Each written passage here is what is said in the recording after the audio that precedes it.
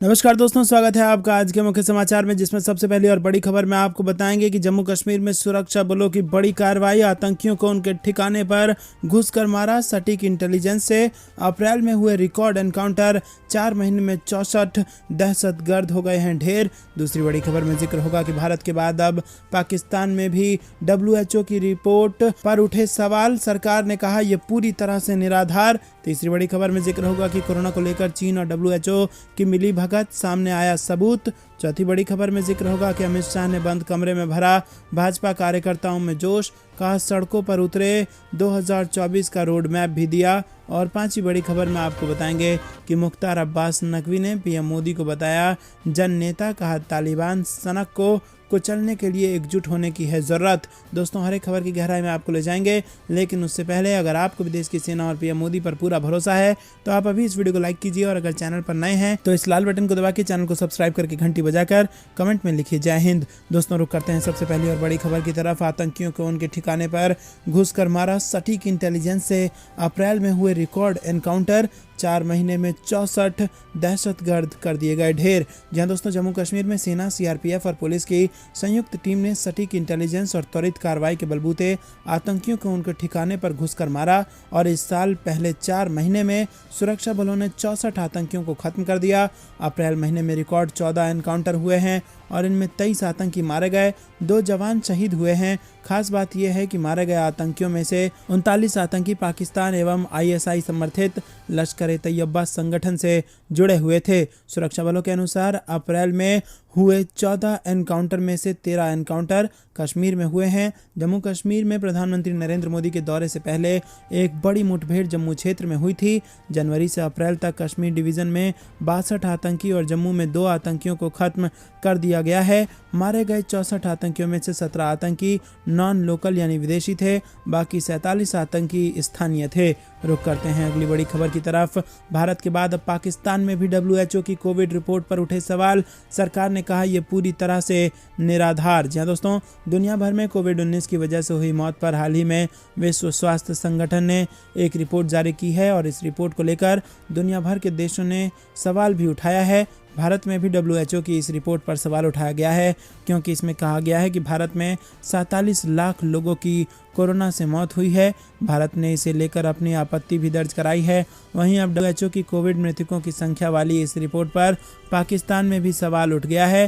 पाकिस्तान सरकार ने देश में कोविड-19 की वजह से हुई मौत की संख्या पर WHO की रिपोर्ट को खारिज कर दिया है। पाकिस्तान सरकार ने आंकड़े एकत्र करने के लिए संयुक्त राष्ट्र निकाय की कार्यप्रणाली पर भी सवाल उठाया है। उसने मौत की संख्या जुटाने के लिए इस्तेमाल किए गए सॉफ्टवेयर में त्रुटि की आशंका जताई है। WHO की हाल ही में आई एक रिपोर्ट में दावा किया गया था कि पाकिस्तान में कोविड से 2,60,000 लोग मरे, लेकिन आधिकारिक आंकड़ों के अनुसार पाकिस्तान में मरने वालों की संख्या 30,369 थी। दोस्तों, रुक करते हैं अगली बड़ी खबर की तरफ। कोरोना को लेकर चीन और WHO की मिली भगत, सामने आया बड़ा सबूत। जी हां दोस्तों, WHO के कोरोना पर दी गई रिपोर्ट पर शक की सुई घूम रही है, और वो इसलिए भी घूम रही है क्योंकि जिस चीन से कोरोना महामारी की शुरुआत हुई और जिस चीन ने अपने देश में कोरोना के आंकड़ों को लेकर पारदर्शिता नहीं बरती, उस चीन में बेहद कम कोरोना के मौतों का दावा WHO की रिपोर्ट में किया गया है। अब WHO पर यह सवाल उठ रहा है कि क्या उसने चीन के दबाव में ऐसा किया, और क्या इन आंकड़ों के जरिए सेलेक्टिव होकर भारत को टारगेट किया जा रहा है। WHO ने कोरोना डेथ का जो डाटा रिलीज किया है, उस पर सवाल सिर्फ इसलिए नहीं उठ रहे कि कोरोना की मौतों को कई गुना बढ़ा चढ़ाकर पेश किया गया। सवाल तो WHO की काबिलियत और मंशा पर भी है। क्या WHO के आंकड़े चीन के दबाव में तो जारी नहीं किए गए? ये इस वक्त बड़ा सवाल WHO पर खड़ा हो गया है। तो करते हैं अगली बड़ी खबर की तरफ। अमित शाह ने बंद कमरे में भरा भाजपा कार्यकर्ताओं में जोश, कहा सड़कों पर उतरे, 2024 का रोड मैप भी दिया। जी हां दोस्तों, केंद्रीय गृह मंत्री अमित शाह ने शुक्रवार को बंगाल में भारतीय जनता पार्टी के नेताओं से सड़कों पर उतरने और 2024 के लोकसभा चुनाव के लिए सभी संगठनात्मक इकाइयों को मतदान केंद्र स्तर तक तैयार करने के लिए कहा। बंगाल के नेताओं के साथ बंद कमरे में हुई बैठक में अमित शाह ने ये मंत्र दिया। उत्तर कोलकाता में भाजपा युवा विंग के नेता अर्जुन चौरसिया की अप्राकृतिक मृत्यु के बाद बंगाल बीजेपी में एक तूफान उठा है। अमित शाह ने अपनी बंगाल यात्रा के दूसरे और अंतिम दिन उस जगह का दौरा किया और सीबीआई जांच की मांग की। अमित शाह ने आरोप लगाया कि ये एक राजनीतिक हत्या थी और राज्य की सत्तारूढ़ तृणमूल कांग्रेस पर 2021 के विधानसभा चुनाव के बाद आतंक फैलाने का आरोप लगाया। आपको बता दें कि विधानसभा चुनाव के बाद अमित शाह की ये पहली बंगाल यात्रा थी और इसी के साथ चौरसिया के परिवार से मिलने के तुरंत बाद अमित शाह ने कोलकाता के पूर्वी बाहरी इलाके में एक होटल में राज्य के शीर्ष पदाधिकारियों, विभागीय प्रमुखों, विधायकों और संसद सदस्यों को संबोधित किया। रुक करते हैं अगली बड़ी खबर की तरफ। मुख्तार अब्बास नकवी ने पीएम मोदी को बताया जन नेता, कहा तालिबान सनक को कुचलने के लिए एकजुट होने की है जरूरत। जी हाँ दोस्तों, आपको बता दें कि केंद्रीय मंत्री मुख्तार अब्बास नकवी ने शनिवार को प्रधानमंत्री मोदी को जन नेता बताया और इस दौरान उन्होंने कहा कि भारत में तालिबानी सनक को कुचलने के लिए एकजुट होकर काम करना जरूरी है। उन्होंने कहा कि इंडिया फोबिया से पीड़ित लोग इस्लामोफोबिया का सहारा लेकर देश को बदनाम करने की साजिश कर रहे हैं और इससे पहले मोदी को कोसने वाली ब्रिगेड 2014 से पीएम और भारत को बदनाम करने की कोशिश कर रहे थे। उन्होंने कहा कि ऐसा करने वालों के मंसूबे कभी सफल नहीं होंगे। उन्होंने आगे कहा कि भारत की सांस्कृतिक प्रतिबद्धता एवं एकता को खंडित और बदनाम करने वाली तालिबानी सनक रखने वालों की साजिश को बेकार करने के लिए एकजुट होकर काम करने की जरूरत है। इस दौरान उन्होंने सामाजिक समरसता की बात करते हुए कहा कि भारत ही एक ऐसा देश है जहां सभी धर्मों के अनुयायी पूर्व धार्मिक स्वतंत्रता और संवैधानिक अधिकारों के साथ रहते हैं। मुख्तार अब्बास नकवी ने कहा कि प्रधानमंत्री मोदी किसी विशेष जाति, समुदाय, क्षेत्र और धर्म के नेता नहीं हैं, वो एक जन नेता हैं और इसी के चलते सभी का समावेशी विकास और सशक्तिकरण सुनिश्चित करने की उनकी प्रतिबद्धता सफल हो रही है।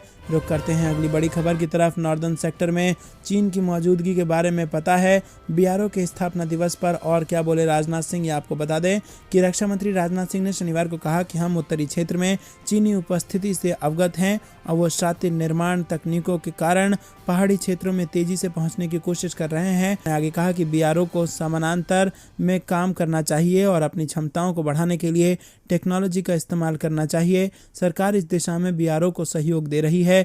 रक्षा मंत्री राजनाथ सिंह ने कहा कि भारत की सीमाओं की रक्षा करने वालों को ज़्यादा से ज़्यादा सुविधाएं मुहैया कराना सरकार की सर्वोच्च प्राथमिकता है। सीमा सड़क संगठन द्वारा आयोजित एक कार्यक्रम में उन्होंने कहा कि सीमावर्ती क्षेत्रों का विकास सुनिश्चित करना सरकार की व्यापक रक्षा रणनीति का एक प्रमुख हिस्सा है और इसी के साथ उन्होंने कहा कि हमारी सर्वोच्च प्राथमिकता उन लोगों को ज़्यादा सुविधाएं मुहैया कराने का है जो हमारी सुरक्षा के लिए दिन रात काम करते हैं, जो इस देश की सीमा के पहरेदार हैं।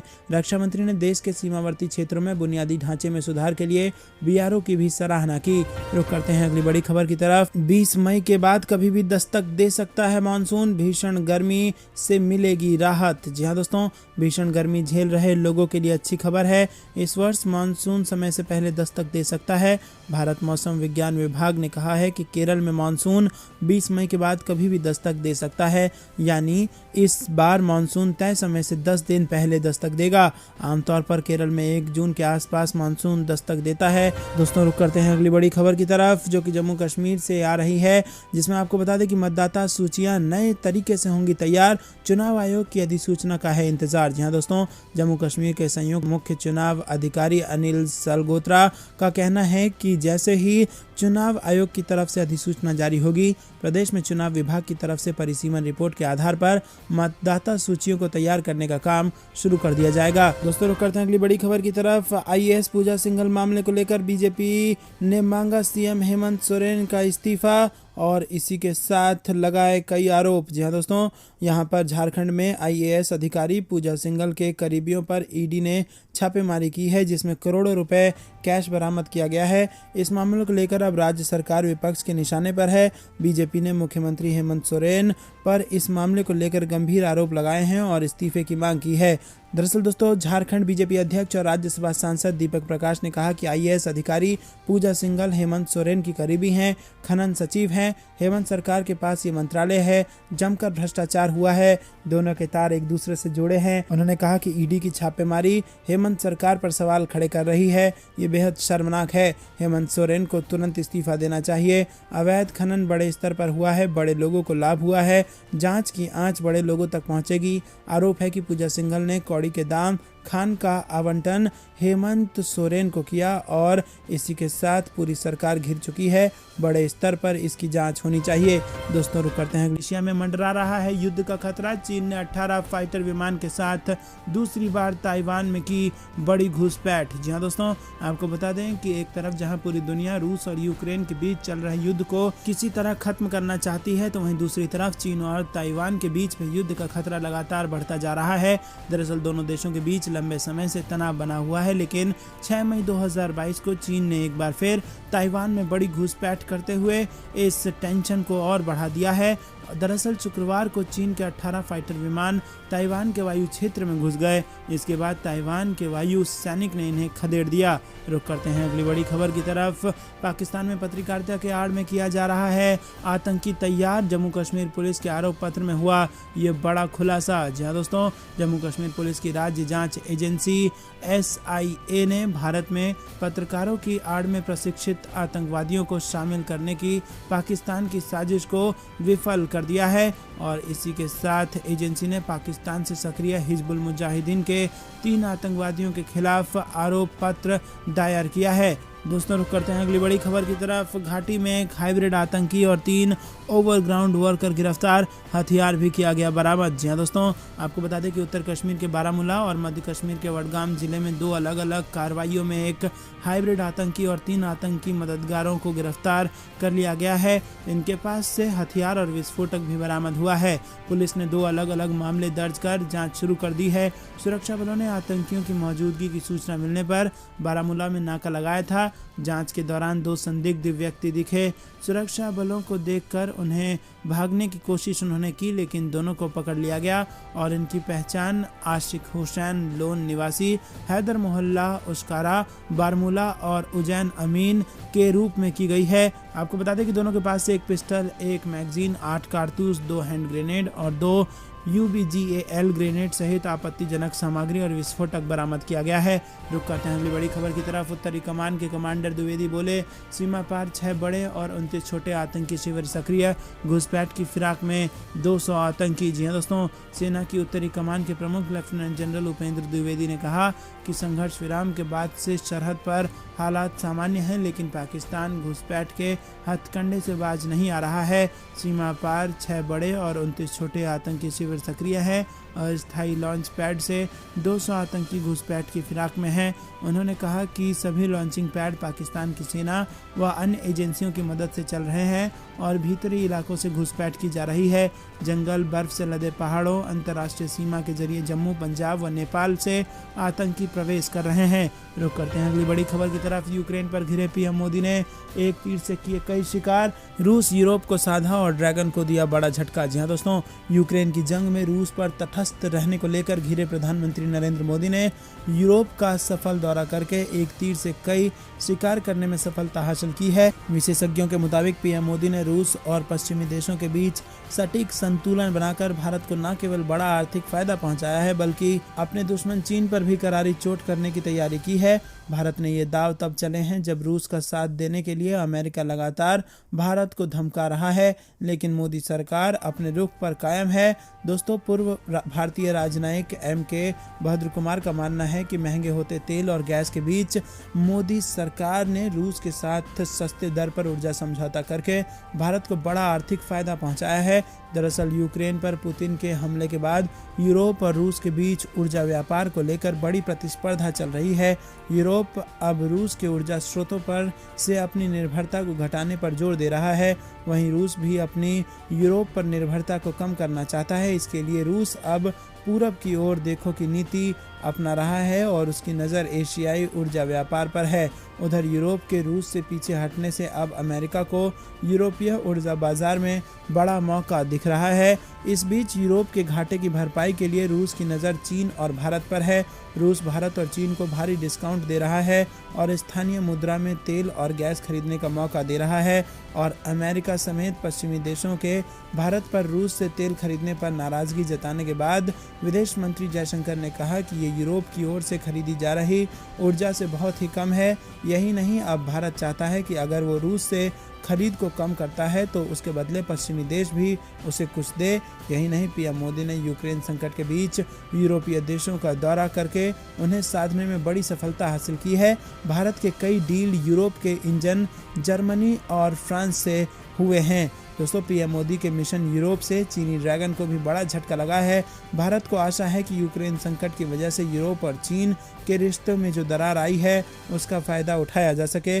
भारत में पूर्व प्रधानमंत्री मनमोहन सिंह ने मोदी सरकार को नसीहत दी है कि वो रूस से सस्ता तेल लेने के बजाय यूक्रेन पर पश्चिमी देशों का साथ दे। उन्होंने कहा कि भारत को पश्चिम देशों के ब्लॉक में रहने से लंबी अवधि में व्यापार में फायदा होगा। यही नहीं, चीन को संतुलित करने के लिए अमेरिका और पश्चिम देशों का हित भारत के साथ है। वहीं पश्चिमी देश चाहते हैं कि यूक्रेन युद्ध में चीन संतुलित रवैया अपनाए। रुख करते हैं अगली बड़ी खबर की तरफ। लोकसभा चुनाव 2024 के लिए दिया गया मंत्र और पार्टी नेताओं में भरा जोश। कोलकाता में अमित शाह की मीटिंग की इनसाइड स्टोरी आपके लिए लेके आए हैं। जी हां दोस्तों, विधानसभा चुनाव के 1 साल बाद अपने 2 दिवसीय बंगाल दौरे पर कोलकाता पहुंचे गृह मंत्री अमित शाह ने पार्टी के वरिष्ठ नेताओं को आगामी लोकसभा चुनाव के लिए जुटने और 2019 से बेहतर प्रदर्शन करने का लक्ष्य दिया। उन्होंने आपसी मतभेद भुलाकर पार्टी हित में काम करने को कहा। दरअसल 1 साल बाद कोलकाता आए अमित शाह ने शुक्रवार शाम भाजपा के वरिष्ठ नेताओं, सांसदों और विधायकों के साथ करीब 3 घंटे तक बैठक की। सूत्रों के मुताबिक गृह मंत्री अमित शाह ने बंगाल बीजेपी के नेताओं से साफ कहा कि बंगाल की लड़ाई सूबे के स्थानीय नेताओं को पूरी ताकत के साथ लड़नी होगी। उन्हें हर बात के लिए दिल्ली की ओर देखने की प्रवृत्ति को छोड़ना होगा। बीजेपी के बैठक में गृह मंत्री ने कहा कि संगठन को दोबारा बूथ स्तर तक पूरी तरह मजबूत कर राज्य के सभी नेताओं, सांसदों और विधायकों को पूरी ताकत झोंकनी होगी। उन्होंने राज्य के नेताओं को कहा कि आप अपने आप पर विश्वास रख तैयारी में जुट जाओ। आगामी लोकसभा और अगले विधानसभा चुनाव में 2/3 बहुमत जरूर आएगा। रुख करते हैं अगली बड़ी खबर की तरफ। अब राजस्थान में होगा दंगल, कांग्रेस के घर में भाजपा करेगी बड़ी बैठक, अमित शाह का भी होगा दौरा। जी हां दोस्तों, राजस्थान बीजेपी और कांग्रेस के बीच सियासी जंग का केंद्र बनता जा रहा है। कांग्रेस की योजना 15 मई से उदयपुर में 3 दिवसीय चिंतन शिविर का आयोजन करने की है। वहीं भारतीय जनता पार्टी 20 मई से जयपुर में 2 दिवसीय राष्ट्रीय पदाधिकारियों की बैठक करेगी। राजस्थान भाजपा इकाई से कहा गया है कि बैठक के लिए जयपुर में जगह तय करें। हाल के वर्षों में ये पहली बार है जब भाजपा किसी विपक्षी शासित राज्य में इतनी महत्वपूर्ण बैठक करने जा रही है। अगले 2 वर्षों में जिन 6 राज्यों में चुनाव होने हैं उनमें से 2 राज्यों राजस्थान और छत्तीसगढ़ में कांग्रेस की सरकार है। इससे राजस्थान में बीजेपी की बैठक अहम हो जाती है। दोस्तों, रुक करते हैं अगली बड़ी खबर की तरफ। भारत में पिछले 24 घंटे में सामने आए कोरोना के 3805 नए मामले, 22 लोगों ने तोड़ा दम। जी हां दोस्तों, भारत में एक बार फिर कोरोना के मामले में उछाल देखने को मिला है। स्वास्थ्य मंत्रालय द्वारा जारी रिपोर्ट के अनुसार बीते 24 घंटे में देश में 3805 नए लोग इस वायरस से संक्रमित हुए हैं। हालांकि ये मामला कल की तुलना में कम है। कल यानी 6 मई की रिपोर्ट में 3545 नए मामले सामने आए थे और इस दौरान 27 मरीजों की मौत भी हुई थी। बड़ी अमरनाथ यात्रा पर आतंकी हमले की साजिश रच रहे 3 दहशतगर्द कर दिए गए ढेर। टॉप आतंकी सरगना भी मारा गया। जी हां दोस्तों, जम्मू कश्मीर के अनंतनाग जिले के पहलगाम में आतंकियों के ग्रुप की मौजूदगी के बाद सुरक्षा बलों ने इलाके के तलाशी अभियान चलाया और इस बीच हुई मुठभेड़ में 3 दहशतगर्द मार गिराए गए। इनमें हिजबुल मुजाहिदीन का टॉप सरगना अशरफ मौलवी भी शामिल है। कोकरनाग निवासी मौलवी सुरक्षा बलों की प्रमुख वांटेड सूची में शामिल था। 2013 में आतंकी संगठन में शामिल होने के बाद वो सुरक्षा बलों पर हमले, नागरिकों पर अत्याचार समेत अन्य गतिविधि में शामिल था। दोपहर बाद तक ऑपरेशन जारी था। आतंकियों के पास से बड़ी संख्या में हथियार भी मिले हैं। रुक करते हैं अगली बड़ी खबर की तरफ। आत्मनिर्भर भारत हमारा संकल्प, बोले पीएम मोदी। भारत की तरफ भरोसे से देख रही है दुनिया। जी हां दोस्तों, प्रधानमंत्री नरेंद्र मोदी ने वीडियो कॉन्फ्रेंसिंग के माध्यम से जैन अंतर्राष्ट्रीय व्यापार संगठन के जीतो कनेक्ट 2020 के उद्घाटन सत्र को संबोधित किया। इस दौरान पीएम मोदी ने कहा कि वैश्विक शांति हो या समृद्धि या फिर वैश्विक चुनौतियों से जुड़े समाधान, आज दुनिया भारत की तरफ देख रही है और भरोसे से देख रही है और भारत भी वैश्विक कल्याण के लिए एक बड़े लक्ष्य के साथ आगे बढ़ रहा है। वहीं वोकल फॉर लोकल के मंत्र को रेखांकित करते हुए प्रधानमंत्री नरेंद्र मोदी ने यह भी कहा कि आज़ादी के 75 साल का जश्न मनाने के बीच भारतीयों को विदेशी वस्तुओं का गुलाम नहीं बनना चाहिए। 3 यूरोपीय देशों की अपनी 3 दिवसीय यात्रा का उल्लेख करते हुए मोदी ने कहा कि उन्होंने इस दौरान भारत के सामर्थ्य, संकल्पों तथा अवसरों के संबंध में काफ़ी लोगों से चर्चा की। उन्होंने कहा कि जिस तरह की आशा और विश्वास भारत के प्रति खुलकर सामने आ रहा है, ये आप सब भी अनुभव करते हैं। प्रधानमंत्री ने कहा कि आज भारत के विकास के संकल्पों को दुनिया अपने लक्ष्यों की प्राप्ति का माध्यम मान रही है। उन्होंने कहा कि वैश्विक शांति या वैश्विक समृद्धि, वैश्विक चुनौतियों से जुड़े समाधान हो या फिर वैश्विक आपूर्ति श्रृंखला का सशक्तिकरण हो, दुनिया भारत की तरफ बड़े भरोसे से देख रही है। रुक करते हैं अगली बड़ी खबर की तरफ। कोरोना के मौत पर सियासी कोहराम जारी। संबित पात्रा ने कहा कि WHO का डाटा और कांग्रेस का बेटा दोनों गलत। जी हाँ दोस्तों, विश्व स्वास्थ्य संगठन की ओर से कोरोना वायरस के संक्रमण में हुई मौत का आंकड़ा जारी करने के बाद भारत में राजनीतिक कोहराम मचा हुआ है। WHO के आंकड़ों और पर कांग्रेस के पूर्व अध्यक्ष राहुल गांधी के बयान पर भाजपा के राष्ट्रीय प्रवक्ता संबित पात्रा ने शुक्रवार को कहा कि WHO का डाटा और कांग्रेस का बेटा दोनों गलत है। और उन्होंने कहा कि कोरोना वायरस से हुई मौत को लेकर विश्व स्वास्थ्य संगठन की ओर से जारी आंकड़े गलत हैं और भारत सरकार ने इस संबंध में WHO के सामने अपनी आपत्ति दर्ज करा दी है। भाजपा मुख्यालय में आयोजित एक प्रेस कॉन्फ्रेंस के दौरान पार्टी प्रवक्ता संबित पात्रा ने इन आंकड़ों को लेकर कहा कि हिंदुस्तान के बारे में एक भ्रामक स्थिति फैलाने की कोशिश की गई है। पात्रा ने कहा कि राहुल गांधी लगातार भारत को नीचा दिखाने की कोशिश कर रहे हैं। उन्होंने समय समय पर प्रधानमंत्री मोदी और भाजपा पर आक्रमण करते हुए भारत को नीचा दिखाया है। भाजपा प्रवक्ता ने कहा कि मौत और जन्म संबंधी आंकड़ों के रजिस्ट्रेशन के लिए भारत के पास एक सुदृढ़ सिस्टम है। उन्होंने आरोप लगाया कि WHO का डाटा और कांग्रेस का बेटा दोनों गलत हैं। WHO ने गुरुवार को जारी एक रिपोर्ट में दावा किया था कि भारत में कोरोना वायरस संक्रमण से 47 लाख लोगों की मौत हुई है। ये संख्या भारत के आधिकारिक आंकड़ों के करीब 10 गुना ज़्यादा है। वहीं भारत सरकार ने WHO के आंकड़ों पर सवाल उठा दिए हैं। पात्रा ने दावा किया कि पूरा विश्व मानता है कि प्रधानमंत्री मोदी के नेतृत्व में भारत ने जिस तरह कोरोना वायरस महामारी के खिलाफ लड़ाई लड़ी, वो अद्भुत और अद्वितीय होने के साथ साथ समूची दुनिया के लिए मिसाल थी। उन्होंने कहा कि पर ऐसे में मौत के आंकड़े पर राजनीति करना, इससे दुखद और कुछ नहीं हो सकता। इसी के साथ भाजपा प्रवक्ता के मुताबिक देश की जनसंख्या और भौगोलिक स्थिति को देखते हुए भारत ने कोरोना वायरस महामारी के खिलाफ जो लड़ाई लड़ी वो कई विकसित देशों से भी बेहतर थी तथा कोविड रोधी टीकाकरण के मामले में भारत आज एक इतिहास रचता हुआ नजर आ रहा।